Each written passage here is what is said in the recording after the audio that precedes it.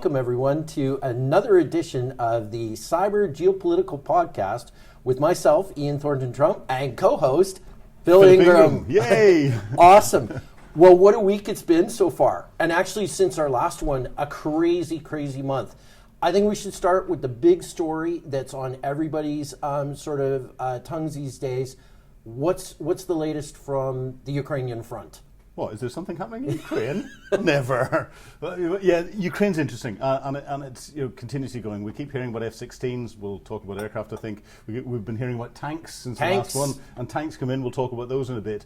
But in reality, what we've got at the moment is a bit of a stalemate on the eastern part of Ukraine. Mm-hmm. The Russians have been attacking into this little city called Bakhmut. To the north of it, villages Solidar, big salt mines there. They've had some success in taking that. They're attacking now to the south of it because they're trying to encircle Bakhmut, right. And they've got themselves in a position where they can have direct fire weapons trained on the roads in and out of Bakhmut. That puts the defenders, the Ukrainian defenders in there, under some pressure. Now, everyone's saying the Russians are having some success. If Bakhmut falls, that's a failure for the Ukrainians. Actually, I think the whole battle around Bakhmut is a huge success for the Ukrainians. If you can actually find the city, because I think the aerial photography indicates that it's mostly craters now. Well, and brick dust. Yes, and brick dust, yeah. And you're looking at that. But the reason why I think it's a success is what the Ukrainians are doing is they're carrying out a fixing operation. Right. They've fixed the Russians psychologically into, we have to capture this. They've fixed them militarily into getting the Wagner group, this private military company, to throw waves and waves and waves of their infantry into the artillery effect area of the Ukrainian artillery, and they're just getting killed in huge numbers. And they've been doing this for about 7 months. So the Russians are fixed on that, and that means that they're not doing anything anywhere else. They're looking at stuff elsewhere. So they're probing some of the front line to the north of that and to the south of that, and they're looking for somewhere where they can exploit and carry out this spring offensive. And that's what the Russians are planning on. We might see that coming in the next few weeks. If they do, timing is terrible.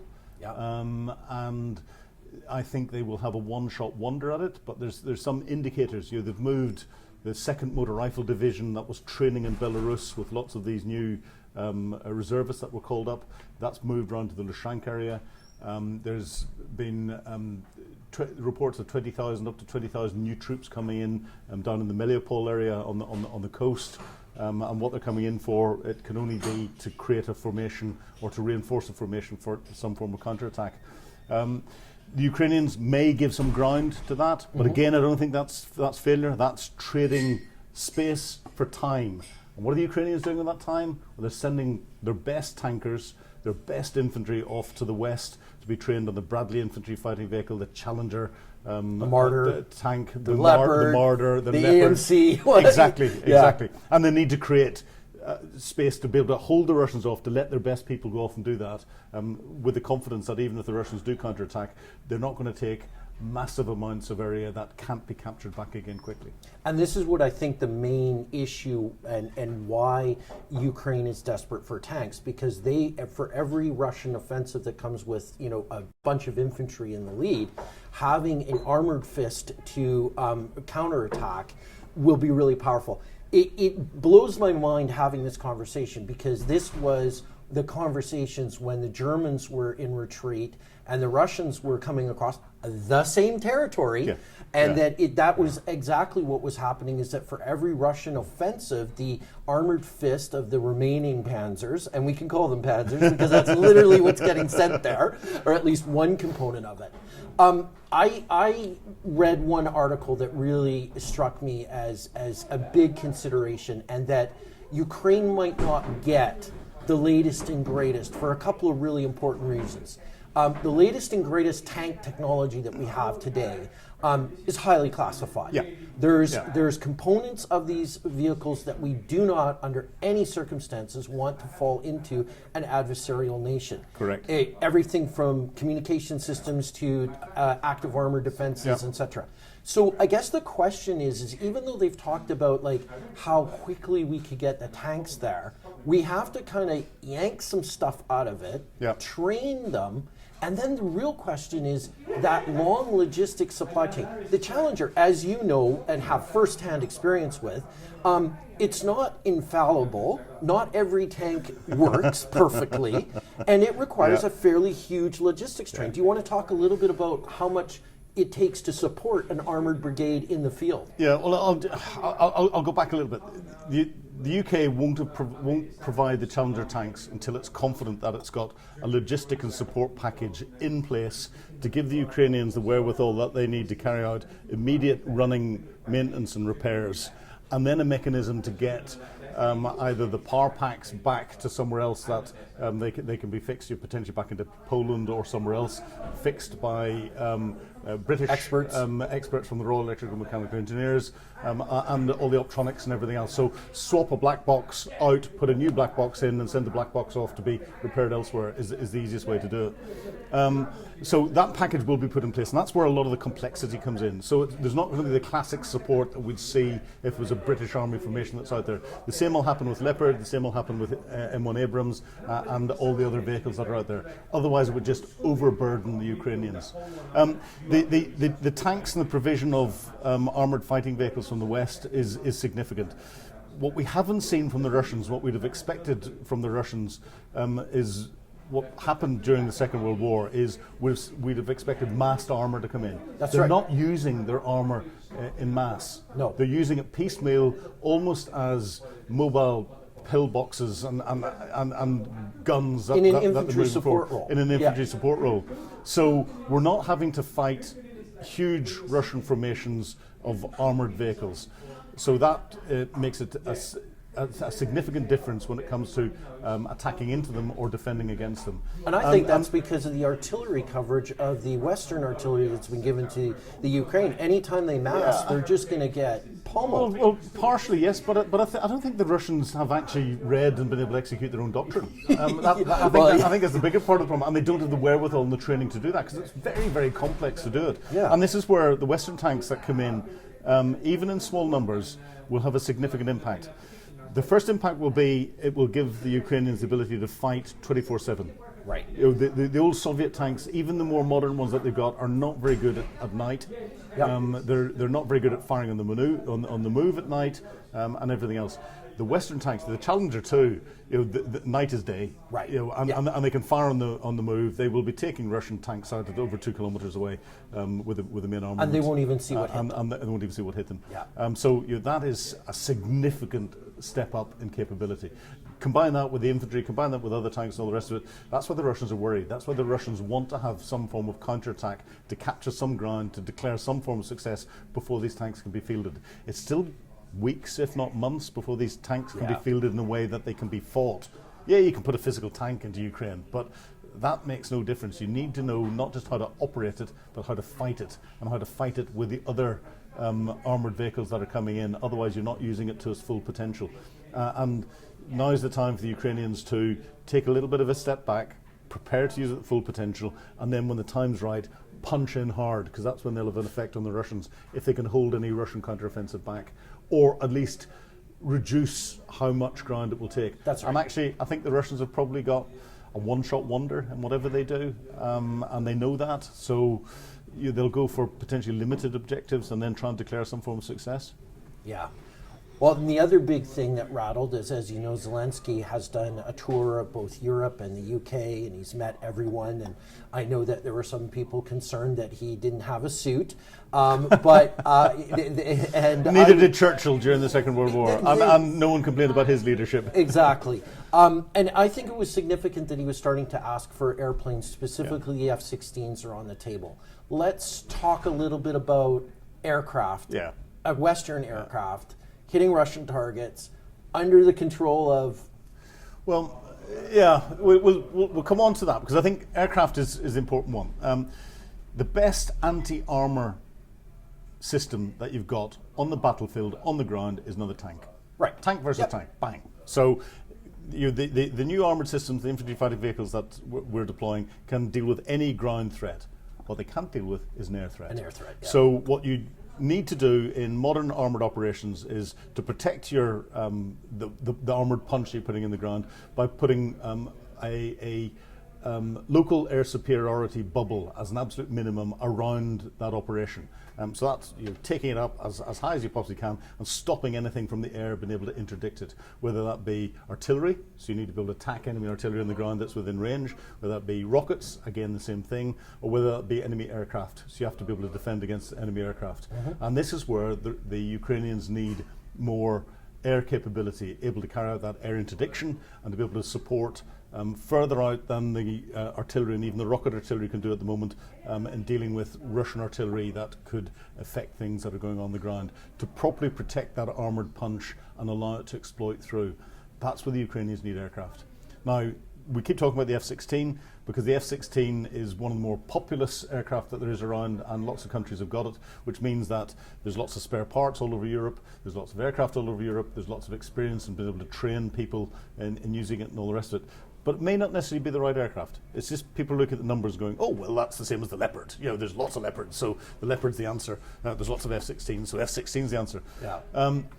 The reality is, it's really complex. I was reading an article only this morning from an F-16 trainer, and he says to take a very experienced combat pilot from another aircraft who knows what they're doing about, it takes about 6 weeks to train them to properly fly the F-16. Right. And that's just going through all the safety briefs, learning all the systems, learning how all the we could cut work. a couple weeks off if we just throw the safety out. Well, but fair point. Exactly. Right. And then to learn how to fight the aircraft at the very basic level, because it's not just flying it, it's learning how to fight it with all those systems and all the rest of it on there. It takes, he says, the minimum you can do, cutting everything out that you don't need to do, is 69 days straight. Right. That's no breaks, no weekends, nothing. 69 days. Yeah. And that'll be about the same for any aircraft that's going in if you're accelerating things. And that only gets you up to a basic level. That doesn't get you up to operating.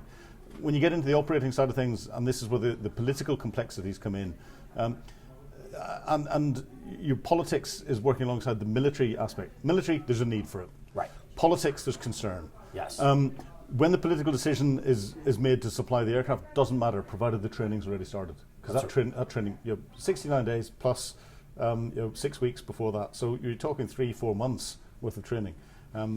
If your pilots are trained, you can then say the day before you deploy them, right, we're going to give you the aircraft. There's the aircraft, fly at home. Yeah.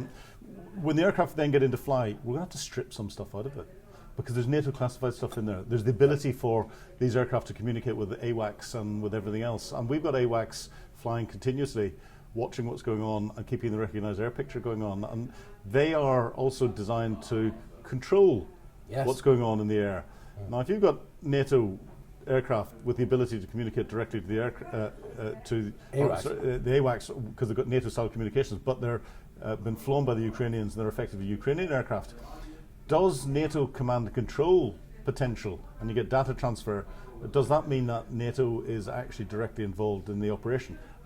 And therefore, if the answer is yes, how do you stop that from happening without compromising the effectiveness of the aircraft? So there's an awful lot more complexity that goes through, and then politically, the politicians will want to make sure that if they say you're not to do it, that the military don't just go, hey, we'll just switch a little back channel on to make sure they've got all the information. This was an issue that was brought to light in an article that I read, where it's alleged that the Americans are approving the HMRS targets, the HMRS system targets, to ensure that the Ukrainians are using them honorably? I don't know. But I want to go back to the aircraft issue, because you're absolutely right. A modern Western aircraft designed to work across nations, at theater level, being directed by AWACS and other resources. It does raise the question now of what is that aircraft going to come with hanging on the rails, right? Because we know, NATO knows that they have, everything from anti-radiation missile capability, they have target designation capability, standoff ordnance, JDAMs. So you're only as good as what's hanging under the wings. Yeah. And the question is if we're talking about basic piloting at 69 days, as you said, are we going to need more days to deal with any advanced ordnance that's going to be deployed? Every single one of those things that you talked about requires additional training. Yeah. And therefore, the more complex you make it, the longer it takes to train. But it's not just then the training. Once people have gone through the training, It's practicing how to use it and use it effectively. This again is where, from a political perspective, what we don't want to do is give the Ukrainians 10, 15 Western jets, whether they be Eurofighters, whether they be F-16s, whether they be Tornadoes, whether they be something else, and they go out on their first sortie, and the pilots are not as experienced as they should be in operating that aircraft. It's the British left-hand drive, right-hand drive. Some of the buttons will literally be like that on some of them, and they have to hesitate a few seconds. That hesitation of a few seconds in the air, at 650 miles an hour, A, will close you with the ground very quickly indeed, but B, will allow anti-air missiles to come in and take you out of the skies. And if we lost a lot of our aircraft very early on, the Ukrainians would lose their experienced pilots. They don't have a large number of those. And it's this balance between getting it right and not then embarrassing ourselves politically. Because if they lost a lot of aircraft very early on, that would be hugely politically embarrassing and a huge uplift to Vladimir Putin. So there's an awful lot of balanced decisions being made here. It's not something that's simple. Yeah, no, and I think that the political realities of the operationalization of more Western technology, especially Western technology that's going to be a lot closer to the front lines than the current artillery systems that we've allocated, does raise some difficult political questions. It's also the domestic political implications of something going wrong. So, if something disastrously went wrong, and a number of Western aircraft got shot down with Ukrainian pilots, then you'd find that the way domestic politics is in the United States, the United Kingdom and elsewhere, all of a sudden the opposition parties would turn around and start going, oh well, have you been financing the upkeep of these properly? Have you bought the right stuff? Were the original contracts let correctly? And they would start to drill in, and it would become sort of a political quagmire in home countries that Vladimir Putin would be sitting back behind his big oak desk in the Kremlin with a very large glass of vodka over ice and the best Russian crystal, with his white cat on his knee, going, yes, definitely, they're doing my job for me, and he'd exploit that. So there are real potential political pitfalls if this goes wrong, and that's why the decisions are not easy to make. No, not at all. I want to pivot though, because we do have cyber in the name of the video podcast. I want to pivot to two kind of really interesting events that have happened. So the first was an alert from Italy, which I was like, okay, sure, they do have a cyber defense team. I hadn't really heard from them. I met him. Okay, yeah, he's a lovely guy. He's a lovely guy. But the ESXI or VMware vulnerability that's currently being exploited by threat actors and has affected 2,500 plus servers. I looked at that and I went, okay, in the context of the ion derivatives attack, are we seeing an outsourced global cyber war led by Russian proxies or Russian cyber criminals that have been hired for this task? And I'm a little bit alarmed that there's so many people willing to put the keys to the castle behind a user ID and password and expose it to the internet. Dan Card and I got quoted in a ISGM article on that very subject. What are your thoughts? Is this a change in the weather, or is this business as criminal usual? I think it's business that's developed slightly. I'll go back. We joked about the Italians. Actually, the Italian cyber capability and wider European cyber capability is phenomenal. They like to keep that under wraps. They keep a lot of it under wraps, but we just have to look at the successes there were in with the French and the Dutch and cracking into the EncroChat encrypted communications network. Yes, download this app for pure 100% encrypted. Well, it wasn't an app. It was buy this device and all the rest of it. Yes, okay, but they're very good and work very closely, and all of the cyber agencies, whether they be European, US, UK, and all this, actually work very closely together. So there's a lot going on there. The criminal networks are being out. The Russians are outsourcing capability to the criminal networks and other nations. North Korea, who've been relatively quiet at the moment, indeed, but they are one of Russia's plausibly deniable little bad boys. If they think they can exploit a bit of crypto out of stuff, they'll come and play. But the criminal organizations, as we've discussed before on here, are run very much like businesses. And whilst the business headquarters and the senior executive team might be based in Russia because they can't get prosecuted because they're paying a tax to the Russian government and doing jobs, part of that tax is doing jobs on behalf of the Russian government, they outsource a lot of the capability. Yeah. And again, when it's out through criminal networks, hey, it's money. Money speaks. So if it's using a criminal in a particular country to exploit something for a Russian national perspective, the criminal doesn't really care where they're getting the money from, as long as they're getting their big bucks into and it's the economic crypto hard account. times, so Yeah, of course exactly. they're going to be eager. Well, and the crypto market's crashed, so they need to rebuild up their crypto assets again. Yeah, exactly. So, and the other story that I wanted to really point out was the sudden sanctioning of a whole bunch of individuals associated with the Trickbot malware. Now, on this very show, we had Joe Reedon and his Trickbot report. Yeah. We did actually, at that time, send it forward to various law enforcement agencies. We did not get any giant bounty from the Department of Justice that we were, of course, hoping for, but that didn't happen. Yeah, we sent it to them before they put that bounty out. Yeah, I feel like we're owed something there, but I think, or at least Joe is. But I think the point here is it was really interesting to see this, like, not only taking a long time period to come through, but there's one guy that was indicted there back in 2012 for being a cyber criminal, right? And it seems like we're moving forward, I think, on going after the money. Yeah. Because this wasn't you get arrested if you step outside your country. This was if you try and use any financial stuff, you get in trouble. Yeah. I'm sure you get arrested. And asset freezing. Well, they have put the arrest in. It's interesting. The Americans have been doing this for a while now. Mm-hmm. So you've named and shamed members of the PLA. Yep. The Russians involved and in... they've named and shamed Russians and people in the Russian military. North Koreans. They pinned WannaCry so on this is a tactic that the Americans have been doing for quite some time. It's significant, I think, that the UK has now decided to follow exactly the same tactic and name and shame and get things out there, as well as freezing assets and banning travel and everything else. I think this is probably because the UK, it's almost a positive of Brexit if there could ever be such a thing. But I think it's because the UK can now make that decision without having to refer it through all of the European rules on human rights and everything else, and it's allowed to make that legal decision by itself and can do that and closely aligned with the United States.